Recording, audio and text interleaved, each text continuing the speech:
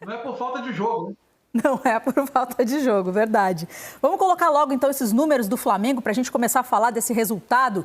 2-2, um jogo que a defesa deixou muito a desejar. Eu quero ouvir o Mansur sobre isso. Mas primeiro os números. Vamos colocar no telão. Posse de bola maior do Flamengo, 71%. Muito diferente do que a gente vê do outro lado, 29%, União La Calera. Finalizações certas, diretas ao gol, 7 para o lado do Flamengo, 4 União La Calera.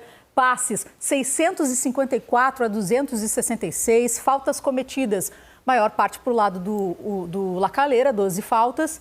7 pelo lado do Flamengo, cartões amarelos 4-4, escanteios 6-3.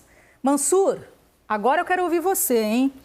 Era para ser um jogo mais fácil para o Flamengo? O Flamengo complicou? O que aconteceu? É curioso, porque a gente se acostumou, de uns tempos para cá, em alguns jogos em que o Flamengo tem mais dificuldade, concede ao adversário ou gols ou mais oportunidades de finalizar, a gente se acostumou a falar de dois Flamengos, do Flamengo que se arrisca, que assume riscos, que tem uma postura muito ofensiva, que tenta jogar no campo do adversário e até pelas suas escolhas de formação concede riscos, por exemplo, em contra-ataques, expõe a defesa. O início do jogo até parecia reforçar esse discurso, porque o Flamengo teve 10 a 15 minutos muito instáveis sem a bola. O União La Calera começou com muita intensidade, tentando chegar com muita gente ao ataque, num jogo muito rápido. Até mudou um pouco o seu formato, especialmente sem a bola em relação ao jogo do Maracanã. Mas os gols que o Flamengo sofreu, eles se explicam muito pouco por aí. Eles nascem de questões muito individuais, erros muito pontuais. O primeiro gol do La Calera, no lance que o Bruno Viana, e aí dá até para discutir se parte. Ele erra 3 vezes na mesma jogada. Dá para discutir se parte desses erros tem a ver com o fato dele ser um zagueiro destro jogando pelo lado esquerdo, justamente porque o Flamengo ainda não construiu confiança nos dois zagueiros contratados para jogar pelo lado esquerdo, tanto o Gustavo Henrique quanto o Léo Pereira. Um dos passes ele tenta dar o passe de perna esquerda e acaba errando, e dali sai o primeiro gol. E o segundo de uma cobrança de córner. O Flamengo tem uma questão com bola parada defensiva, especialmente em escanteio.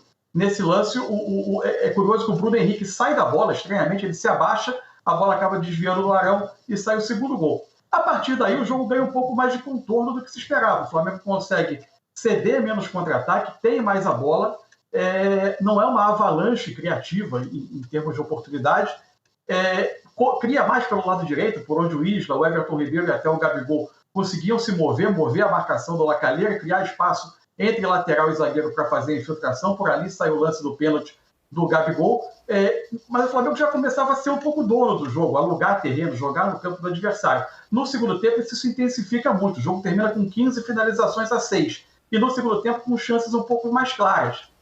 O detalhe do segundo tempo interessante é que o Rogério arrisca ainda mais. O Flamengo termina o jogo, para que se tenha uma ideia, sem nenhum zagueiro de ofício, porque ele termina tirando o Bruno Viana, termina com o Felipe Luiz de zagueiro pelo lado esquerdo, formando dupla com o Arão, o Ramon na lateral pela esquerda, o Mateuzinho pela direita. Coloca o Pedro ainda cedo para fazer companhia ao Gabigol. O Flamengo começa a criar mais, consegue um empate, mas para o tamanho do volume não é uma quantidade de chances também imensa. O Flamengo produz até para sair com a vitória, mas certamente não foi o melhor Flamengo que a gente já viu. Realmente, o Arão foi de novo, já aconteceu isso com ele em outros jogos também, de ir do inferno ao céu, não é do céu ao inferno. Também já aconteceu, mas nesse caso, do céu ao inferno. Estava dando uma olhada aqui nos números dele na atual temporada, 10 jogos, 2 gols, mas hoje realmente ele deve ter sentido um alívio quando marcou aquele gol e conseguiu ajudar o Flamengo, porque aí conseguiu alcançar o 2-2. Muito pela forma como saiu o segundo gol do La Calera, né? Mas acho que é mais marcante a falha do Bruno Viana no primeiro gol do que o próprio gol contra, por mais que pareça mais pesado. Concordo. Do Arão no segundo. Porque o do Arão tem um contexto coletivo ali, de um time que não consegue fazer o corte, se não me engano é o Bruno Henrique, que está exatamente na frente do Arão, né? O Bruno Henrique normalmente fica daquele primeiro pau, sim. Só que ele sai da bola, e aí a bola toca na perna do Arão. É possível até discutir se o Arão poderia ter afastado, mas não acontece. E o Arão, que é muito bom também em bola aérea ofensiva, né? Ele já tinha feito um gol, ele tem gols pelo Flamengo em bola aérea ofensiva, talvez o mais marcante o do Racing na última Libertadores, que levou o jogo para os pênaltis já no final do jogo, e ele acaba fazendo esse. Eu pensei que tu ia continuar aqui. Não, pensei que tu ia continuar. Recebi um zap agora aqui do seu grafite. Ele está assistindo ao Troca junto com o Caio, Leandro, Pedro Gotardo, enfim, estão assistindo. Estão aqui, ó, só no Zap, aqui, ó, falando que estão assistindo Troca de Passes, tarará. Então, ó, um salve para todo mundo aí. Grafa, muito obrigada por ter avisado que está assistindo ao Troca. É isso aí, tem que fazer o dever de casa mesmo. Tem que estar cada um numa televisão para aumentar a audiência. Mas essa é a ideia, entendeu? Estão lá no Zap e tal, falando sobre o que a gente está aqui também comentando. Mas falando ainda desse jogo do Flamengo, eu estou vendo aqui também nas redes sociais muita gente questionando, por exemplo, a noite do Arrascaeta.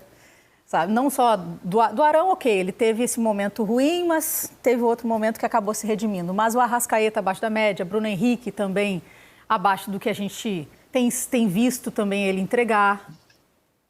Mas, Karine, Rafa, a questão do Arrascaeta, é verdade que ele tecnicamente já fez jogos muito melhores pelo Flamengo, não foi a melhor das partidas.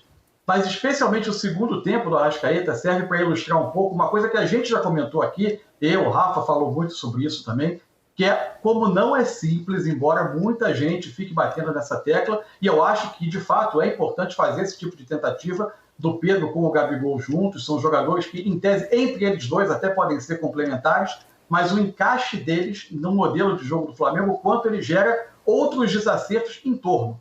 O Rogério o Rogério no segundo tempo tenta colocar o Pedro junto com o Gabigol. E aí ele faz uma adaptação que é muito curiosa no início. Ele passou, para não perder a profundidade pelo lado esquerdo, ele não tira o Bruno Henrique, para não perder também a jogada de profundidade pelo lado esquerdo. Então ele passa a jogar com o Pedro e o Gabigol formando a dupla mais pelo centro, joga o Arrascaeta para o lado direito e o Bruno Henrique aberto pela esquerda. O Everton Ribeiro vem fazer a dupla com o Diego. Não é exatamente uma dupla de volantes, mas vem ser o jogador mais central. É quase um 4-1-3-2, né? O Diego como primeiro homem, o Arão centralizado mais à frente, Bruno Henrique por um lado, Arrascaeta pela direita e os dois atacantes. Só que isso desacomodou muito claramente o Arrascaeta. Ele teve muita dificuldade de jogar por ali, a ponto de que nos minutos finais, o Rogério ter feito uma inversão já depois do 2-2, já depois do gol do Arão, ele devolve o Arrascaeta para o centro e tenta jogar com o Everton Ribeiro aberto pela direita. Claramente era um time com um acúmulo de jogadores de muita qualidade na frente, com muita gente chegando à área, mas sem articulação. O volume era muito grande, muita bola no campo de ataque, mas sem articulação para criar as oportunidades. Eu estou falando isso só para ilustrar o quanto pode parecer muito óbvio, jogar o Pedro e o Gabigol juntos pelo momento técnico dos dois. Mas não é simples ajustar o time em torno deles pela característica dos jogadores que o Flamengo tem e pelo modelo de jogo a que esse time está mais habituado. Outro jogador que também muita gente ficou questionando, que não deu o que poderia ter dado em campo. Aliás, não foi só hoje que teve esse questionamento. Everton Ribeiro. Aí aqui, por exemplo, a movimentação das pessoas falando, podia ter tentado colocar o Vitinho, pedindo o Vitinho para tirar o Everton Ribeiro e botar o Vitinho. Isso faz sentido para você também, Rafa? São momentos, né? O Vitinho deu uma resposta legal no início de temporada. Se a gente falar da participação, principalmente nos jogos no Carioca, né? E o Everton Ribeiro passa, talvez, pelo momento de mais incerteza com relação ao desempenho, né? Desde que ele virou referência nessa equipe do Flamengo. Mas eu não acho que seja por aí, até porque a mudança de característica é muito grande, né? O Mansur mesmo já falou que vê no Vitinho capacidade de ser mais um jogador por dentro, pelo poder de definição, pela forma como atua, quase que flutuando atrás de um camisa 9. Até de maneira mais confortável do que um ponta, só um cara de lado de campo. Mas isso não aproxima do Everton, pura e simplesmente. O Everton é um organizador de jogo. O Vitinho não é, na essência, um organizador. Ele é mais um cara de chegada na área, mais um cara de definição, por mais que ele tenha técnica, ele tenha qualidade individual para participar da construção.